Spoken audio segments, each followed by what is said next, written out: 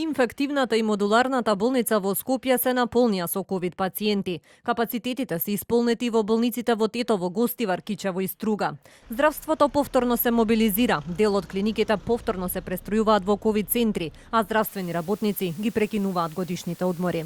Министерот за здравство не чувствува одговорност за состојбата и покрај изјавата на председателот на Комисијата за заразни болести, кој рече дека владата не ги послушала нивните препораки да не се дозволат свадби и прослави на затворено.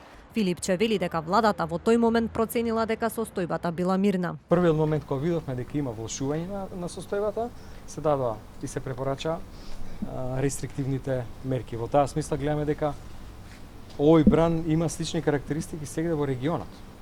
Така да очигледно е дека се враќаат луѓето од патување, од одмори и почнува повторно да се подига бројот на новодиагностицирани пациенти и затоа ги даваме тие рестрикции. Така да не може да се спречи ова. Дефинитивно. Исклучиво и единствено со зголемување на офатот на вакцинација. Министерот ги објасни аргументите за новите мерки кои предизвикаа поделеност и кај стручната јавност, меѓу кои мерката со која се бара документ за прележан ковид, но не постар од 45 дена. Според здравствените власти, природниот имунитет со тек на време се намалувал, додека пак вакциналниот бил траен и целта е да се забрза вакцинацијата за побрзо да се дојде до колективен имунитет. Нема разлика за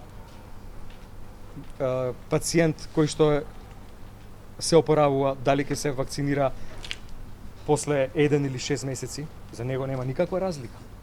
Ама има за колективниот имунитет. Нема зијан ако се или контраиндикација да се вакцинира порано. Понатаму не секој развива ист имунитет после прележувањето. Точно е дека има пациенти кои што имаат голема количина на антитела, ама докажано е дека вакциналниот имунитет е трајниот. Министерот немаше податок дали и колку од прележаните пациенти повторно били инфицирани со вирусот.